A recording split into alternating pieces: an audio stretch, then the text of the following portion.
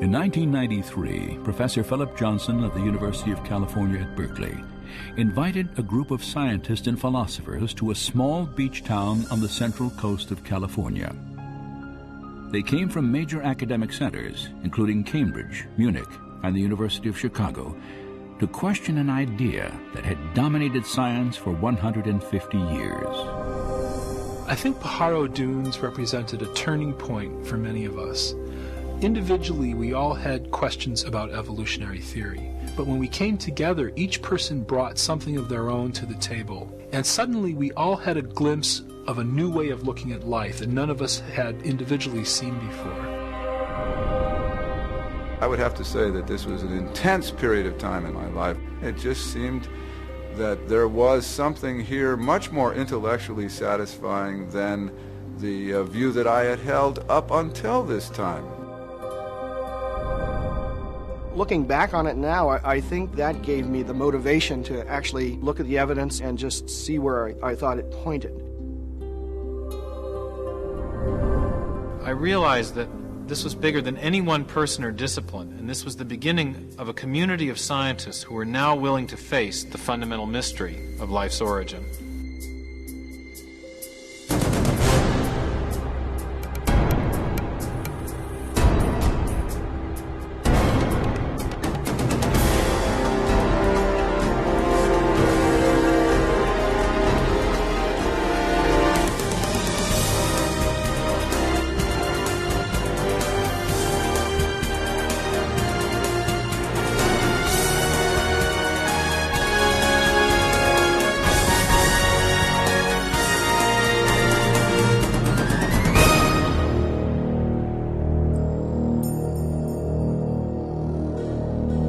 I sometimes wonder why anybody talks about anything else, because this is the most interesting topic there is. Where did we come from? How did we get here? What brought us into existence? What is our relationship to reality as a whole? You look at the incredible diversity and complexity of life, and inevitably the question arises, what brought all this into existence? Was it simply chance and necessity, undirected natural forces? Or is there something else going on? Is there a purpose, a plan, a design due to an intelligent cause? I think that is the fundamental question.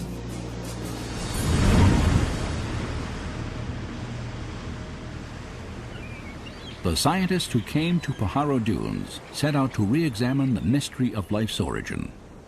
For each had significant doubts about widely held evolutionary ideas. Among them, biochemist Michael Behe questioned how natural processes could have assembled the intricate structures found within living cells. Dean Kenyon was an evolutionary biologist who no longer thought that chemistry alone could account for the origin of life on Earth. And Stephen Meyer, Paul Nelson, and William Dembski were seeking a new approach, one that could explain the origin of the genetic information encoded in living organisms. These scientists and philosophers began to formulate an alternative to the central theory of modern biology, a theory born in the mind of a British naturalist. His name was Charles Darwin.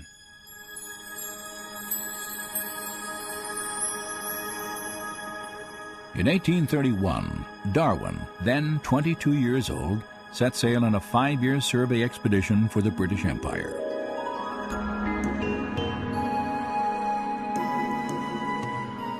He journeyed from England on the HMS Beagle, traveling around the southern tip of South America, then north toward a chain of volcanic islands in the Pacific called the Galapagos.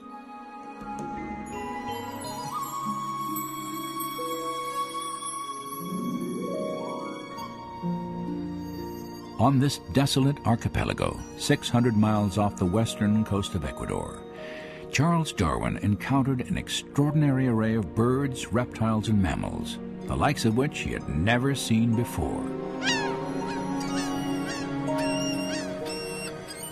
For more than a month, Darwin studied plant and animal life, took extensive notes, and collected specimens. Then he left, never to return. 25 years passed as he developed a theory about how the diverse forms of life on Earth had originated. In 1859, Darwin published a book titled On the Origin of Species. Its impact on science and ultimately all of Western culture was dramatic. Darwin argued that all life was the product of purely undirected natural forces, time, chance, and a process he called natural selection.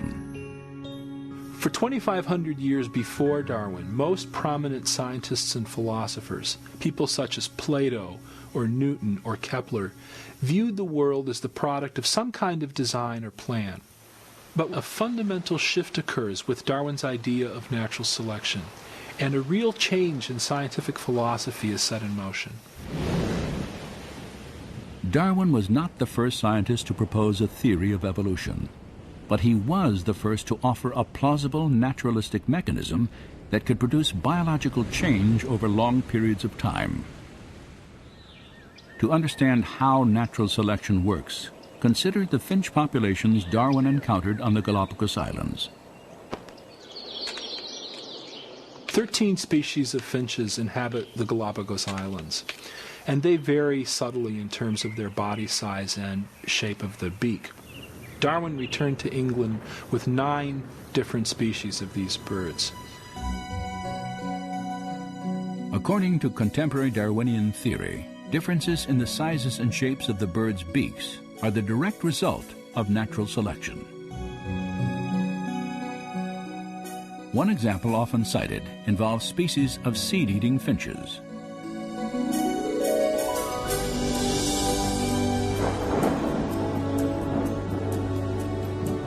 Following seasons of heavy rain, small, soft seeds are plentiful throughout the islands. Birds with short beaks can easily gather food. However, during periods of drought, the only seeds available are encased in hard, tough shells that remain on the ground from the previous year. In these circumstances, only birds with longer, sharper beaks can crack the shells and eat the seeds. Those birds with the longer beaks survive because they can reach the food source, whereas other birds cannot. That long beak, then, confers what biologists now call a functional advantage. The finches with smaller beaks, unfortunately, die out from starvation because they cannot reach that food source. If the drought conditions continue, the environment causes a change in the features of the finch population as a whole. Over time, the long beaks are passed on to succeeding generations because those beaks enable the birds to survive. Natural selection was a powerful idea. Physical variations that proved advantageous would be inherited by succeeding generations. Through this process, populations would be altered, and over time, fundamentally different organisms would arise without any form of intelligent guidance. Darwin wanted to explain everything in the history of life in terms of undesigned, unintelligent natural processes.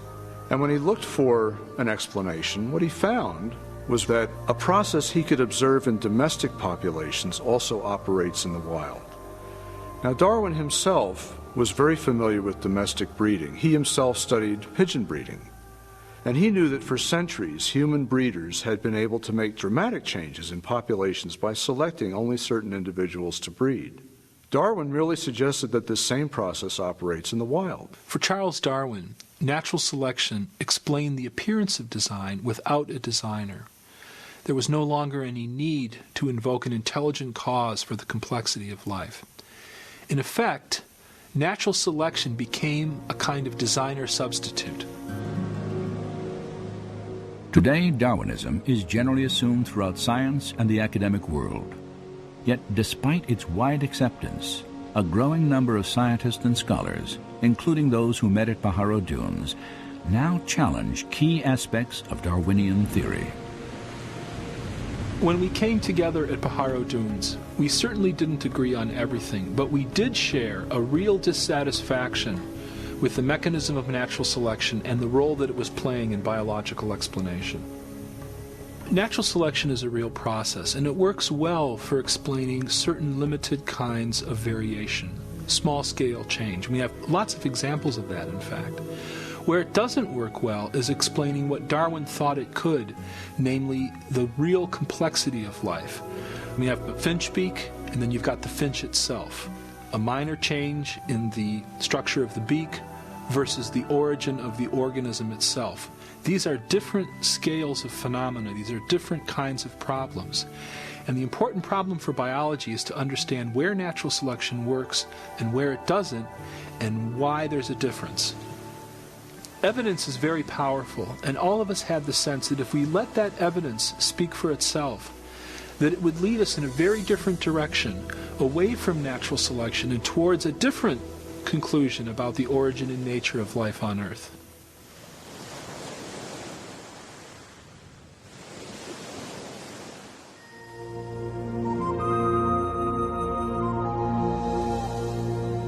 Natural selection acts only by taking advantage of slight successive variations. She can never take a great and sudden leap, but must advance by short and sure, though slow steps.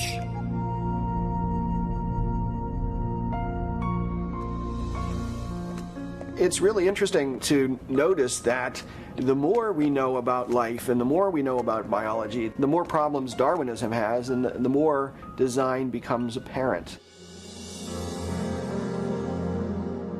Since 1988, Dr. Michael Behe has investigated complex biological systems that seem to defy explanation by natural selection. For the longest time, I believed that Darwinian evolution explains what we saw in biology, not because I saw how it could actually explain it, but because I was told that it did explain it. In schools, I was taught Darwinian biology. And through college and graduate school, I was in an atmosphere which just assumed that Darwinian evolution explained biology. And again, I didn't have any reason to doubt it. It wasn't until about 10 years or more ago that I read a book called Evolution: A Theory in Crisis by a geneticist by the name of Michael Denton, an Australian. And he put forward a lot of scientific arguments against Darwinian theory that I had never heard before. And the arguments seemed pretty convincing.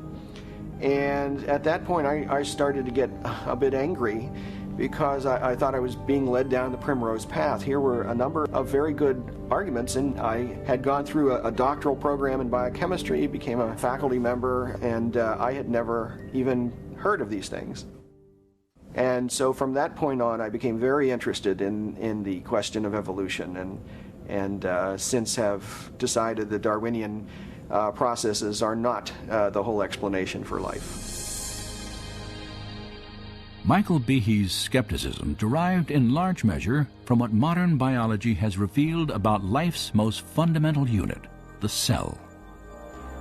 In the 19th century, when Darwin was alive, scientists thought that the basis of life, the cell, was some simple glob of protoplasm, like a little piece of jello or something that was not hard to explain at all.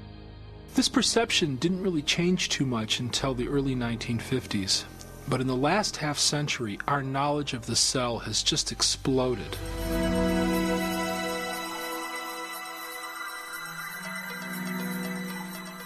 Today, powerful technologies reveal elaborate microscopic worlds.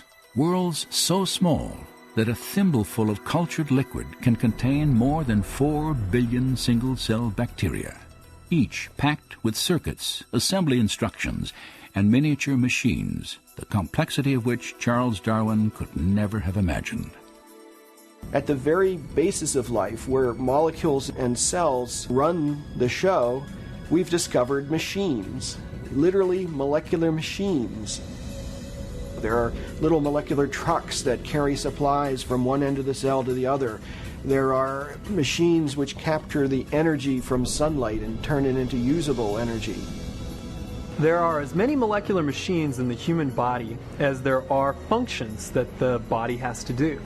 So if you think about hearing, seeing, smelling, tasting, feeling, blood clotting, respiratory action, the immune response, all of those require a host of machines. When we look at these machines, we ask ourselves, where do they come from? And the standard answer, Darwinian evolution, is very inadequate in my view. In speaking on the topic of scientific naturalism and evolution... During the early 1990s, at a series of academic conferences, Behe first shared his doubts about the ability of natural selection to construct complex molecular machines. One machine particularly attracted his attention. I remember the first time I looked in a biochemistry textbook and I saw a drawing of something called a bacterial flagellum with all of its parts in all of its glory. It's had a propeller and the hook region and the drive shaft and the motor and so on. I looked at that and I said, that's an outboard motor. That's designed, you know, that's no chance assemblage of parts. Behe's reaction was not surprising, for the molecular motors that drive bacteria through liquid each depend upon a system of intricately arranged mechanical parts. These parts come into focus when portions of a cell are magnified 50,000 times. Biochemists have used electron micrographs like this one to identify the parts and three-dimensional structure of the flagellar motor.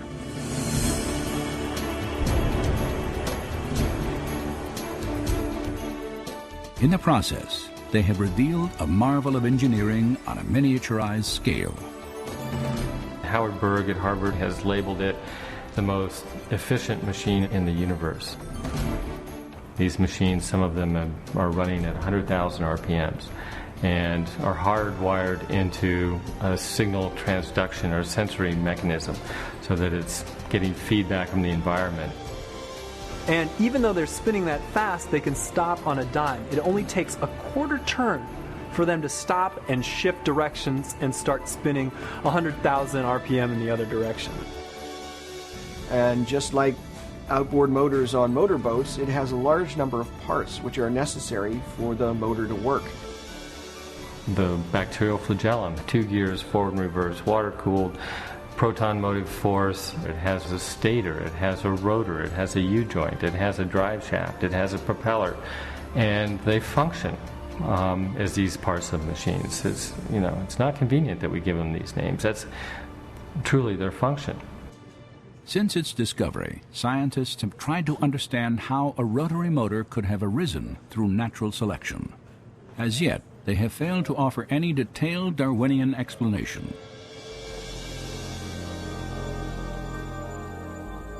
To see why, we must understand a feature of molecular machines known as irreducible complexity. Irreducible complexity was coined by Mike Behe in describing these molecular machines. Basically what it says is that you have multi-component parts to any given organelle or system in a cell, all of which are necessary for function. That is, if you remove one part, you lose function of that system. The idea of irreducible complexity can be illustrated by a familiar, non-biological machine, a mousetrap. The trap is composed of 5 basic pieces: a catch to hold the bait, a strong spring, a thin bent rod called the hammer, a holding bar to secure the hammer in place, and a platform upon which the entire system is mounted. If any one of these parts is missing or defective, the mechanism will not work. All components of this irreducibly complex system must be present simultaneously for the machine to perform its function: catching mice. Irreducible complexity also applies to biological machines, including the bacterial flagellar motor. All told, there are about 40 different protein parts which are necessary for this machine to work. And if any of those parts are missing, then either you get a flagellum that doesn't work because it's missing the hook or it's missing the drive shaft or whatever, or it doesn't even get built within the cell. In evolutionary terms, you have to be able to explain how you can build this system gradually when there's no function until you have all those parts in place.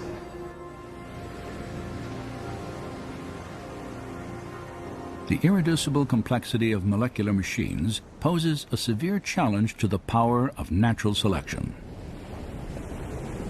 According to Darwin's theory, even very complex biological structures like an eye, an ear, or a heart can be built gradually over time in small incremental steps. Yet, as Darwin made clear, natural selection can only succeed if these random genetic changes provide some advantage to the evolving organism in its struggle for survival. As I have attempted to show, it is not necessary to suppose that the modifications were all simultaneous if they were extremely slight and gradual. Natural selection is scrutinizing the slightest variations, rejecting those that are bad, preserving and adding up all that are good.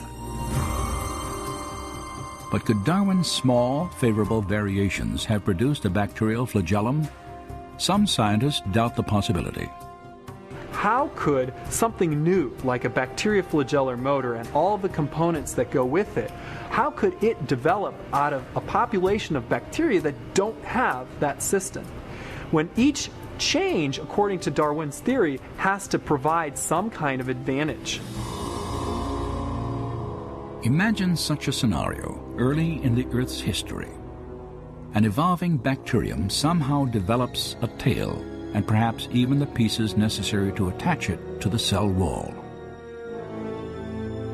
Yet without a complete motor assembly, this innovation would provide no advantage to the cell. Instead, the tail would lie immobile and useless, invisible to natural selection, which by definition can only favor changes that aid survival. The logic of natural selection is very demanding.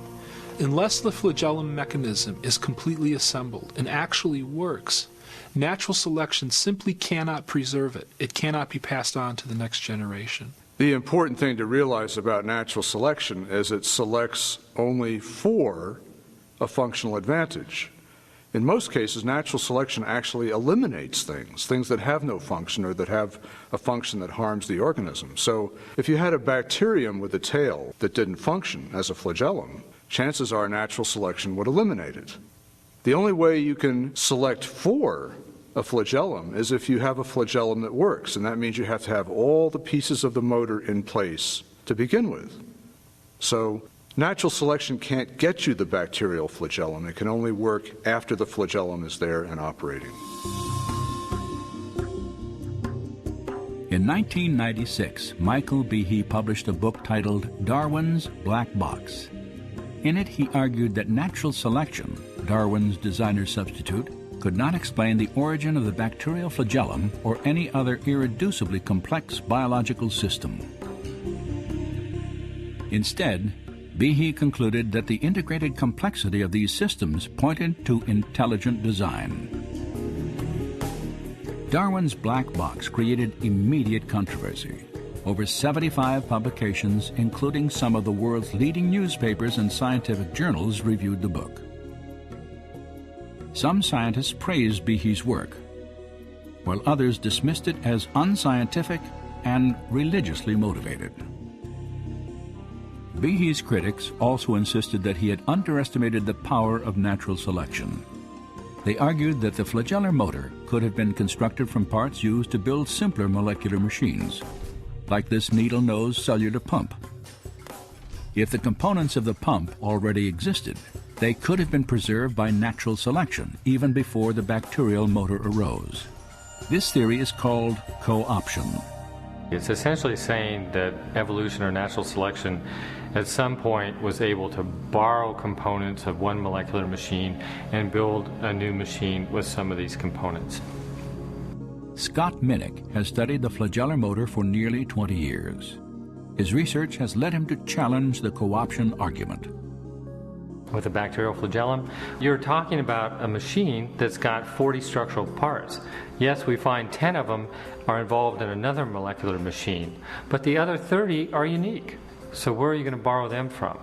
Eventually, you're going to have to account for the function of every single part as originally having some other purpose. So you can only follow that argument so far until you run into the problem of you're borrowing parts from nothing. But even if you concede that you have all the parts necessary to build one of these machines, that's only part of the problem. Maybe even more complex, I think more complex, is the assembly instructions. That is never addressed by opponents of the irreducible complexity argument. Studies of the bacterial motor have indeed revealed an even deeper level of complexity, for its construction not only requires specific parts, but also a precise sequence of assembly.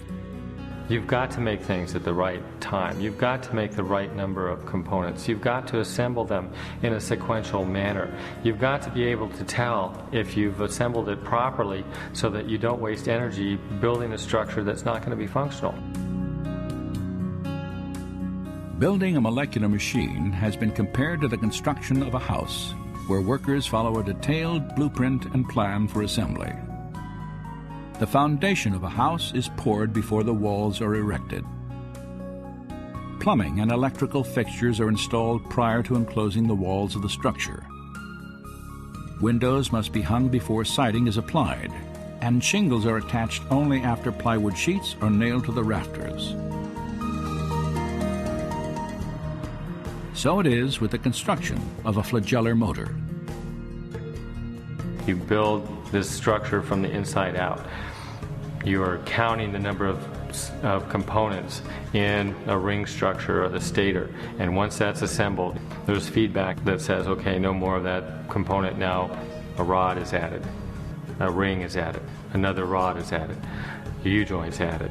Once the U-joint's at a certain size and a certain degree of bend, about a quarter turn, that's shut off, and then you start adding components for the propeller. These are all made in a precise sequence, just like you would build a building.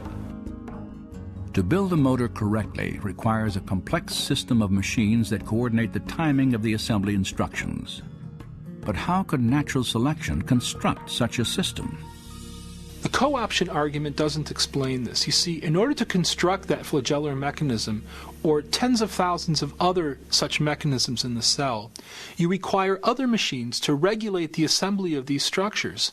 And those machines themselves require machines for their assembly. If even one of these pieces is missing or put in the wrong place, your motor isn't going to work. So this apparatus to assemble the flagellar motor is itself irreducibly complex.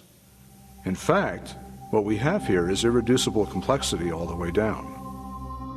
We know a lot about the bacterial flagellum. We still have a lot to learn, but we know a lot about it.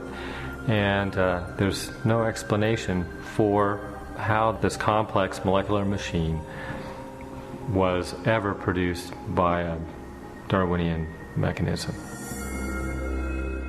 150 years ago, scientists did not know about irreducibly complex molecular machines. Yet Charles Darwin anticipated the difficulty that systems such as these could pose to his theory. If it could be demonstrated that any complex organ existed which could not possibly have been formed by numerous successive slight modifications, my theory would absolutely break down.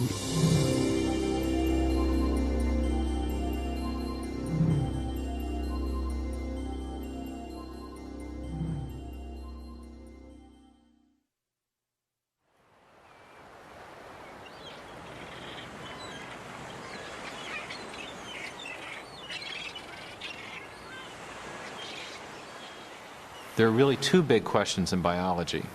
How do you get new living forms with new structures like wings and eyes from life that already exists? And secondly, how did life originate on Earth in the first place? Now, of course, we know that Darwin spent most of his life formulating an answer to the first of these two questions.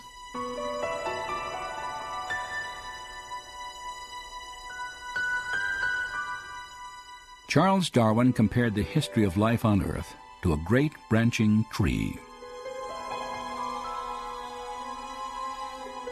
The base of the tree represented the very first living cell, and the branches were new and more complex life forms that had evolved over time from the first primitive organism. Darwin was trying to explain how the branches on the tree of life originated. He was trying to show how natural selection could have modified existing organisms to produce the great diversity of plant and animal life that fills the earth today. But when it came to the base of the tree, which represented the origin of the first life, the first living cell, Darwin had very little to say. In fact, in The Origin of Species, he didn't even address the question of how life might have originated from non-living matter. The only glimpses we have of Darwin's opinions on the subject appear in a letter he wrote to a colleague named Joseph Hooker.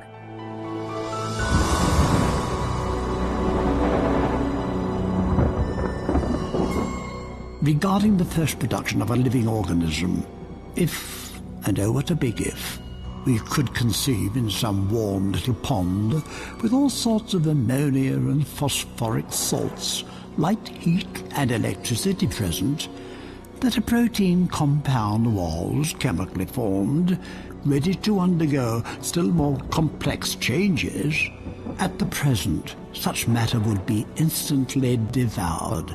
But this may not have been the case before living creatures were formed. During the final years of his life, Darwin did little to develop his idea that a primitive cell might have emerged from simple chemicals in the primordial waters of the early Earth. But later in the 1920s and 30s, a Russian scientist named Alexander Oparin formulated a detailed theory about how this could have happened. It was called chemical evolution. Oparin thought that he could explain the origin of the first life using Darwinian principles. He envisioned simple chemicals combining and recombining to form larger molecules, and then these larger molecules organizing themselves with the help of chance variations and natural selection into the first primitive living cell. Over the next 3 decades, many scientists worked to develop and refine these ideas as they pondered the questions both Oparin and Darwin had raised. How could life have evolved from simple chemicals? One man thought he knew. The problem of biological origins has, for a very long time, I would say, has been a real deep interest to me just because of the scale of the problem, the importance of it. Where did we come from? Why are we here? All that kind of question. Probed from the point of view of natural science. During the late 1960s and throughout the 70s and early 80s, Dean Kenyon was one of the leading chemical evolutionary theorists in the world. And like others in his field, he was trying to explain how life on Earth began through a purely natural process. In 1969, Kenyon co-authored an important book on the origin of life. Gary Steinman and myself thought that if we were to pull together all of the lines of empirical evidence that had accumulated by the mid to late 60s in one continuous argument, we were very enthusiastic about the possibilities for explaining the origin of the main life-building elements. Despite his optimism, Kenyon faced a significant problem. To explain how life began, he first had to account for the origin of the essential building blocks of every cell that has existed on Earth. Large, complex molecules called proteins. Proteins have a wide range of function in the cell, everything from structural requirements in terms of scaffolding of the cell, the cytoskeleton, to enzymes, where they're actually processing molecules to harvest energy or to build components of the cell. Proteins do pretty much all of the jobs inside of the cell, except for storing genetic information. That's left to the DNA, the RNA. But all the day-to-day jobs, cleaning up the cell, making energy, it's all proteins. Kenyon knew that proteins would have been as important to the first life as they are to living cells today. He also recognized the complexity of their construction. By the 1960s, scientists had determined that even simple cells are made of thousands of different types of proteins. And the function of these molecules derives from their highly complex three-dimensional shapes. The irregular shapes of some proteins allow them to catalyze or trigger chemical reactions because of the hand and glove fit that they have with other molecules in the cell, while other protein molecules form interlocking structural components. The individual parts of a bacterial motor, like this ring structure, are each made of either a single protein molecule or an assembly of proteins fitted together into a specific shape. These proteins are, in turn, made of smaller chemical units called amino acids that are linked together in long chains. There is a very great degree of intricacy of architecture down in the cell units in these protein-forming amino acids. In nature, 20 different types of amino acids are used to construct protein chains. Biologists have compared them to the 26 letters of the English alphabet. Alphabetic letters can be arranged in a huge number of possible combinations, and it's the sequential arrangement of the letters that determines whether you have meaningful words and sentences. If the letters are arranged correctly, you'll get meaningful text. But if they're not arranged correctly, you'll get gibberish. And the same principle applies for amino acids and proteins. There are at least 30,000 distinct types of proteins, each made of a different combination of the same 20 amino acids. They are arranged, like letters, to form chains, often hundreds of units long. If the amino acids are sequenced correctly, then the chain will fold into a functioning protein. Proteins are arranged with their amino acids in such a way that the amino acids collapse on each other into an architecture that is pre-programmed by the order of the amino acids. It folds into a certain structure, and that structure can do a certain function. So all proteins in the cell have a certain three-dimensional pattern that's based on the arrangement of amino acids in the chain. This arrangement is critical, for if the amino acids are incorrectly sequenced, a useless chain forms, and instead of folding into a protein, it will be destroyed in the cell. Proteins, like written languages or computer codes, have a high degree of specificity. The function of the whole depends upon the precise arrangement of the individual parts. But what produces the precise sequencing of amino acids that gives rise to the specific shapes and functions of proteins? During the 1950s and 60s, discoveries about protein structure forced biologists to confront this mystery. Dean Kenyon believed he could solve it.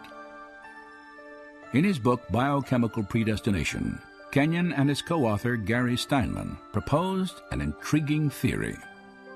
Kenyon wrote, "Life might have been biochemically predestined by the properties of attraction that exist between its chemical parts, particularly between amino acids in proteins."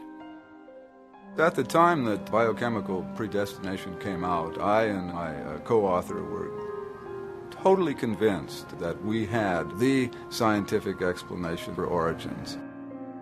Kenyon proposed that the chemical properties of the amino acids caused them to be attracted to each other, forming the long chains that became the first proteins, the most important components in the living cell. And this meant that life was effectively inevitable, predestined by nothing more than chemistry. Many scientists embraced Kenyon's ideas, and over the next 20 years, Biochemical Predestination became a best-selling text on the theory of chemical evolution.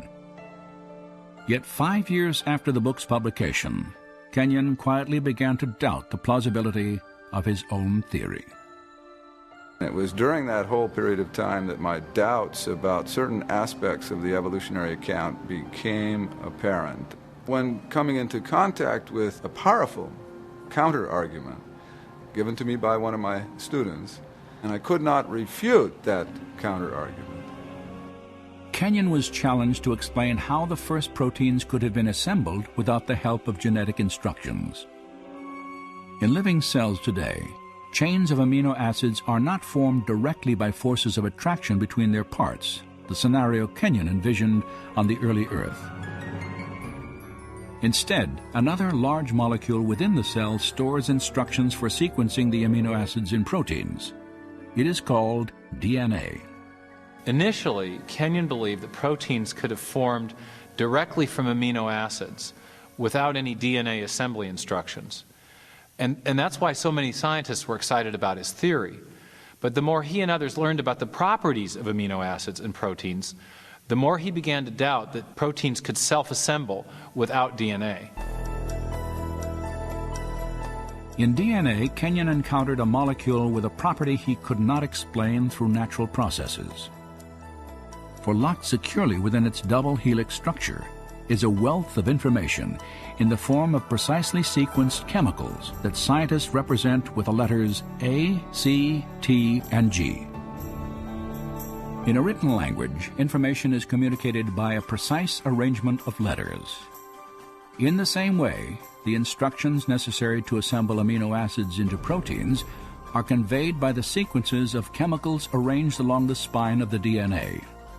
This chemical code has been called the language of life, and it is the most densely packed and elaborately detailed assembly of information in the known universe. Like other scientists working on the origin of life, Kenyon realized he had two choices. Either he had to explain where these genetic assembly instructions came from, or he had to explain how proteins could have arisen directly from amino acids without DNA in the primordial oceans. And in the end, he realized he could do neither.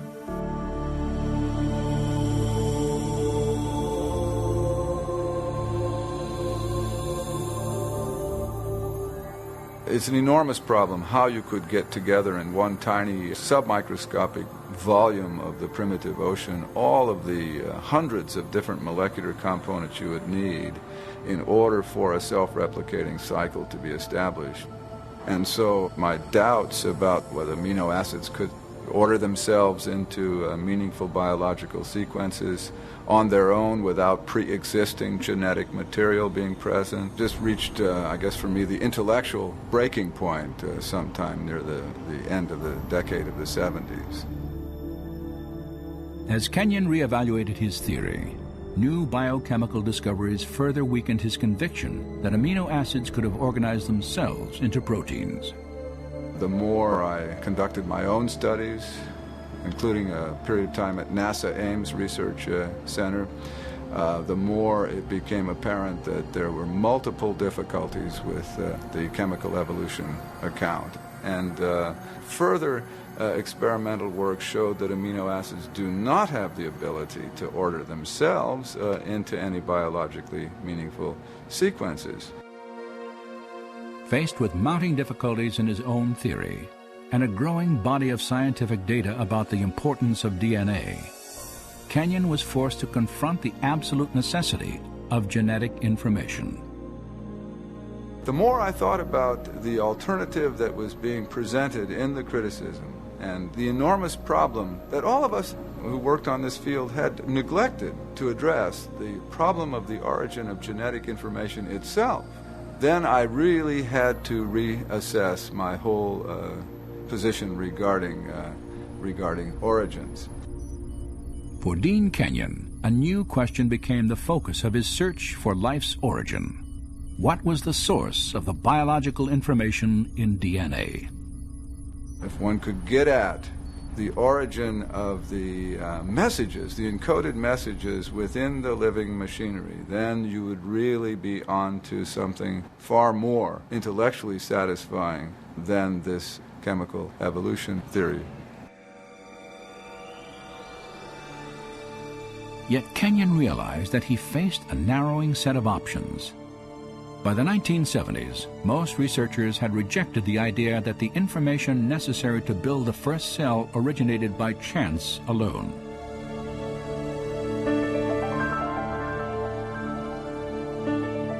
To understand why, consider the difficulty of generating just 2 lines of Shakespeare's play Hamlet by dropping Scrabble letters onto a tabletop. Then considered that the specific genetic instructions required to build the proteins in even the simplest one-celled organism would fill hundreds of pages of printed text. Of course, serious origin of life biologists did not believe that life had arisen by chance alone. Instead, they envisioned natural selection acting on random variations among chemicals to produce the first life. But there was a problem with this proposal.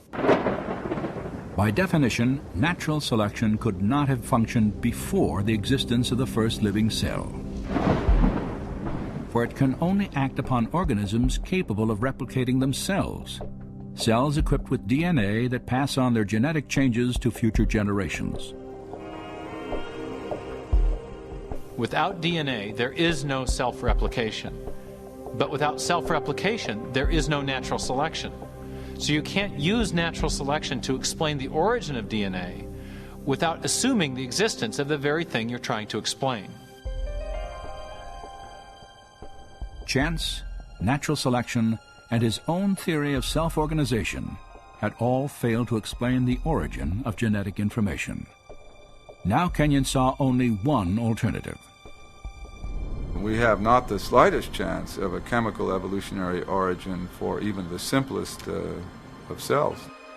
So the concept of the intelligent design of life was immensely attractive to me and made a great deal of sense, as it very closely matched the multiple discoveries in molecular biology. In the years since Kenyon's rejection of chemical evolution, science has revealed the details of an entire system of information processing that bears the hallmarks of intelligent design.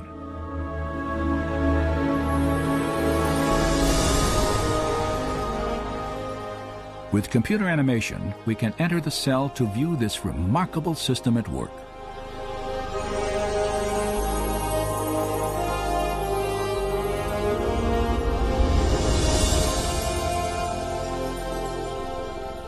After entering the heart of the cell, we see the tightly wound strands of DNA, storehouses for the instructions necessary to build every protein in an organism.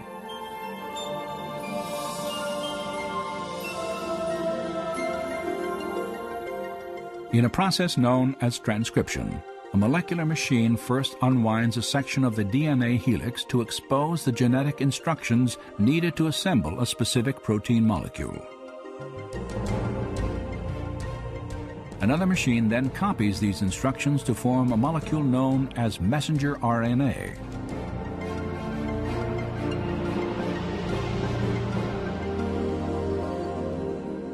When transcription is complete, the slender RNA strand carries the genetic information through the nuclear pore complex, the gatekeeper for traffic in and out of the cell nucleus.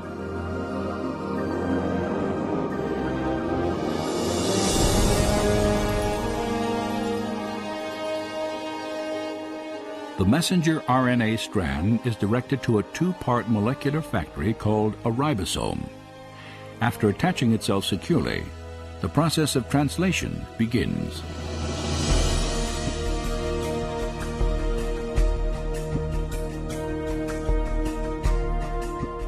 Inside the ribosome, a molecular assembly line builds a specifically sequenced chain of amino acids. These amino acids are transported from other parts of the cell and then linked into chains often hundreds of units long. Their sequential arrangement determines the type of protein manufactured.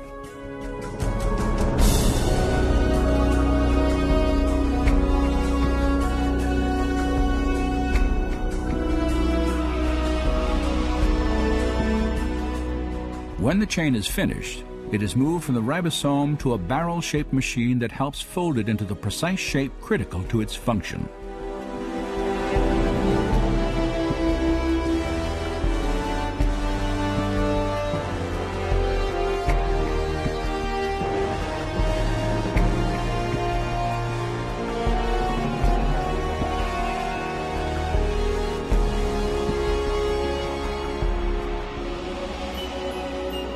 After the chain is folded into a protein, it is then released and shepherded by another molecular machine to the exact location where it is needed.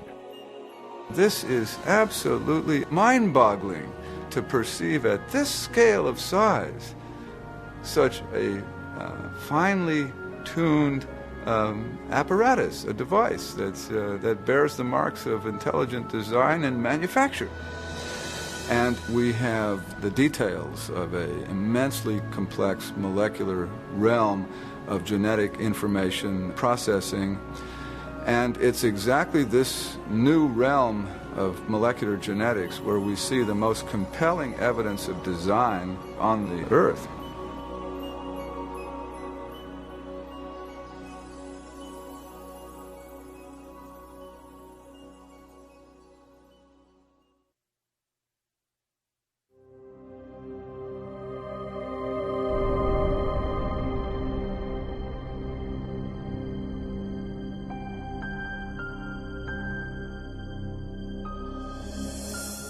When I look at molecular machines or the incredibly complex process by which cells divide, I want to ask, is it possible that these things had an intelligence behind them, that there was a plan or a purpose to this structure?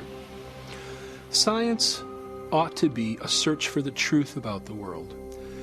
Now, we shouldn't prejudge what might be true. We shouldn't say, I don't like that explanation, so I'm going to put it to one side. Rather, when we come to a puzzle in nature, we ought to bring to that puzzle every possible cause that might explain it. One of the problems I have with evolutionary theory is it artificially rules out a kind of cause even before the evidence has a chance to speak. And the cause that's ruled out is intelligence. Since the late 19th century, since the time of Darwin, in fact, in part because of Darwin's writing in The Origin of Species, scientists came to accept a convention, a definition of science that excluded the possibility of design as a scientific explanation. And that convention has a name. It's called methodological naturalism. And it just means that if you're going to be scientific, you must limit yourself to explanations that invoke only natural causes. You can't invoke intelligence as a cause. And yet, curiously, we make inferences to intelligence all the time. It's part of our ordinary reasoning to recognize the effects of intelligence. Consider, for example, these hieroglyphic messages carved upon the ruins of Egyptian monuments. No one would attribute the shapes and arrangements of these symbols to natural causes like sandstorms or erosion. Instead, we recognize them as the work of ancient scribes, intelligent human agents. Similar reasoning leads us to conclude that the mysterious stone figures on the shores of Easter Island were not formed by the actions of wind and water over great periods of time. Nor do we presume that plants could grow into these familiar shapes without some manner of intelligent guidance. Of course, we make these inferences all the time, and we know they're correct. But the question is, on what basis do we make these inferences? What are the features that enable us to recognize intelligence? Recently, in a book titled The Design Inference, mathematician William Dembski has made an important breakthrough in understanding design reasoning. Dembski has identified the specific features of artifacts that cause us to recognize prior intelligent activity. I came to this by trying to look at how do we reason about design? What are the logical moves that we have to go through in order to come to a conclusion of design? So what I'm trying to do is to establish reliable, empirical, scientifically rigorous criteria for deciding whether something is in fact designed. So I was looking at the logic of it. And what I found was you need improbability and you need specification, the right sort of pattern, these objective patterns. According to Dembski, human beings correctly detect the activity of intelligence whenever they observe a highly improbable object or event that also matches a recognizable pattern. Just such a pattern is found in the Black Hills of South Dakota. If you travel through the West, you'll see lots of different shapes on mountainsides, most of which mean nothing at all. They're just rocks strewn in various patterns. But what you don't see are the faces of Lincoln, Jefferson, Teddy Roosevelt, and George Washington on mountainsides. The only place you see that is in South Dakota. And the reason it's there is because a sculptor, an eccentric sculptor, decided that he wanted to honor these presidents by spending the larger part of his life chiseling their faces in the side of that mountain. That pattern is improbable. A random hillside is also improbable, but a random hillside doesn't specify anything. We do know, though, that there were 4 guys who were presidents of the United States who had particular patterns with their faces, and those patterns on the mountainside in South Dakota match faces elsewhere. If I look up and see the faces, I immediately recognize that they match the faces of the 4 presidents that are known from money or portraits at the National Gallery or paintings and books. And so I realized when I look at Mount Rushmore, we have not only a highly improbable configuration of rock, but one which matches an independently given pattern that reliably indicates intelligence. So we have a small probability, specification, its design.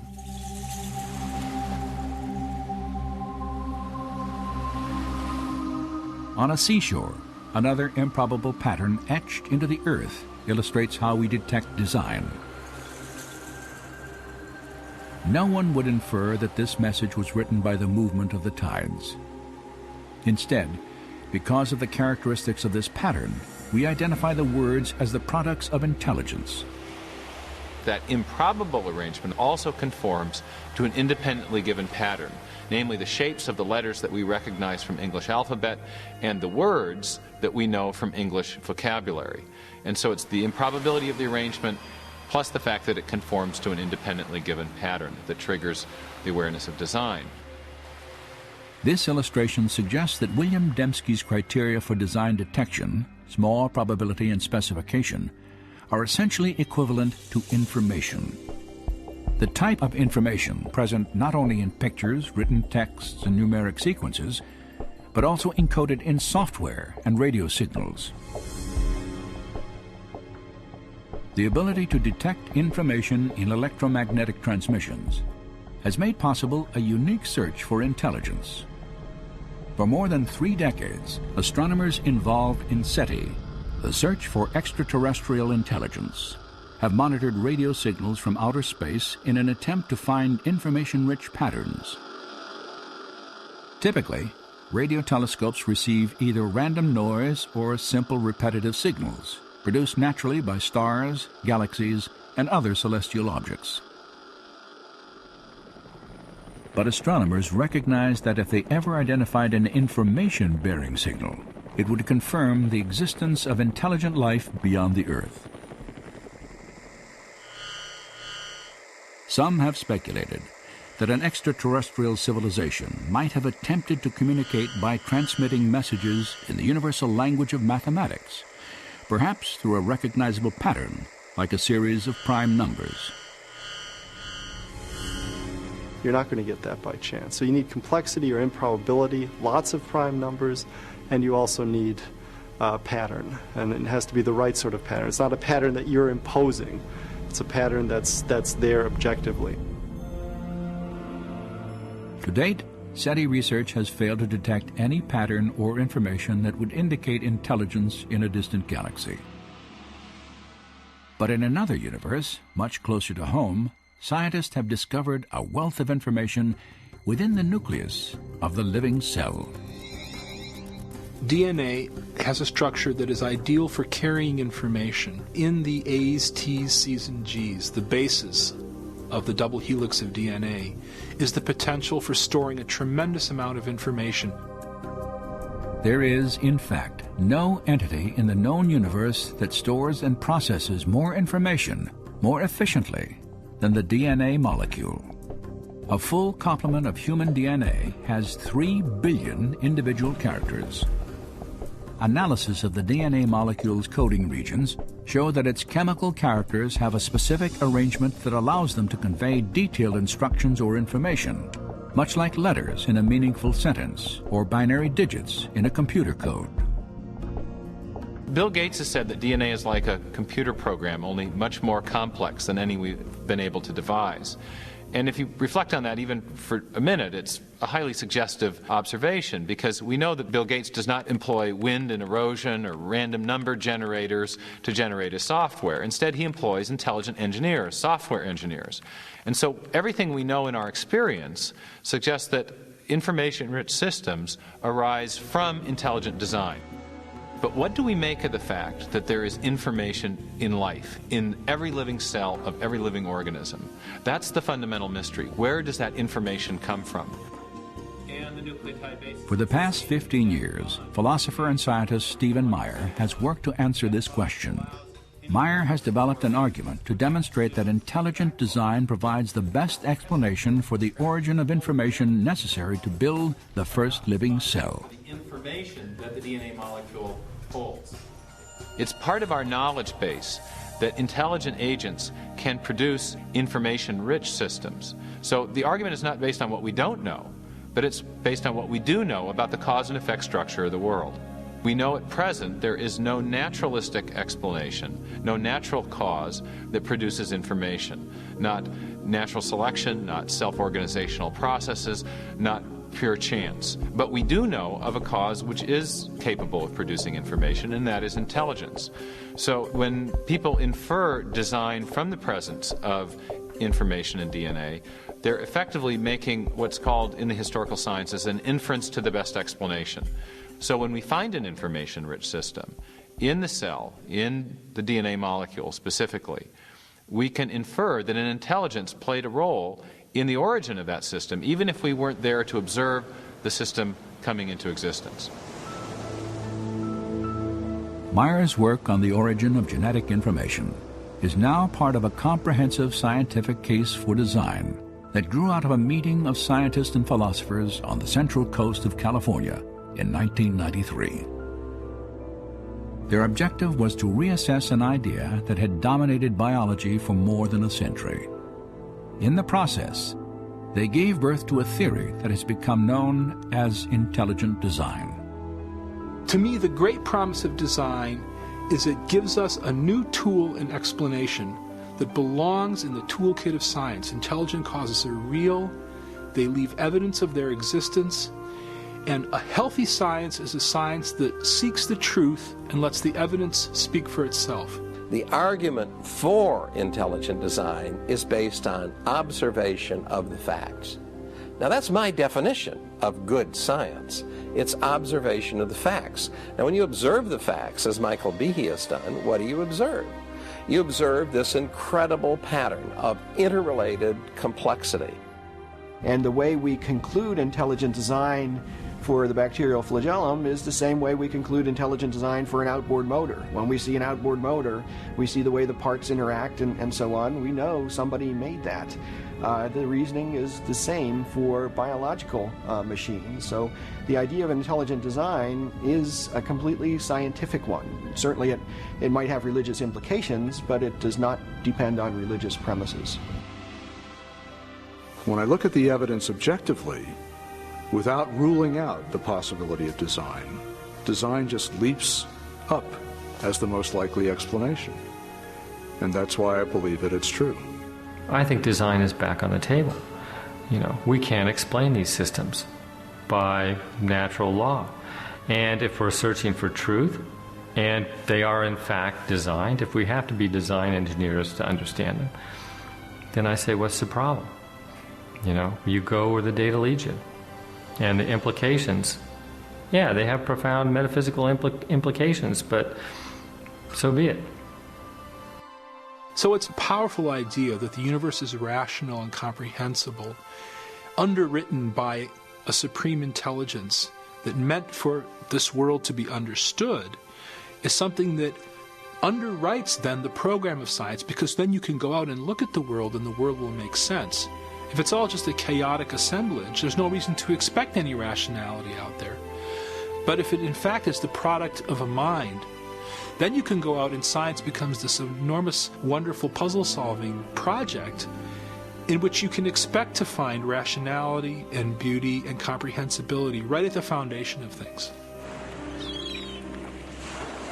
150 years ago, Charles Darwin transformed science with his theory of natural selection. Today, that theory faces a formidable challenge. Intelligent design has sparked both discovery and intense debate over the origin of life on Earth. And for a growing number of scientists, it represents a paradigm, an idea with the power to, once again, redefine the foundations of scientific thought. During the 19th century, scientists believed that there were two fundamental entities, matter and energy. But as we enter the 21st century, there's a third fundamental entity that science has had to recognize, and that is information. And so as we encounter the biology of the information age, the suspicion is growing that what we're seeing in the DNA molecule is actually an artifact of mind, an artifact of intelligence. something that can only be explained by intelligent design.